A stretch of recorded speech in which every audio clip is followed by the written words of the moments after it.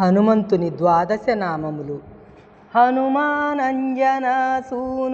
వాయుపుత్రో మహాబల, రామేష్ట ఫల్గుణసక పింగాక్షోమిత విక్రమ, ఉదది క్రమణశ్చైవ సీతాశోక వినాశక, లక్ష్మణ ప్రాణదాత చ దశగ్రీవస్య దర్పః, ద్వాదశైతాని నామాని కపీంద్రస్య మహాత్మనః, స్వాపకాలే పఠేన్నిత్యం యాత్రాకాలే విశేషతః, తస్య మృత్యుభయం నాస్తి సర్వత్ర విజయీ భవేత్.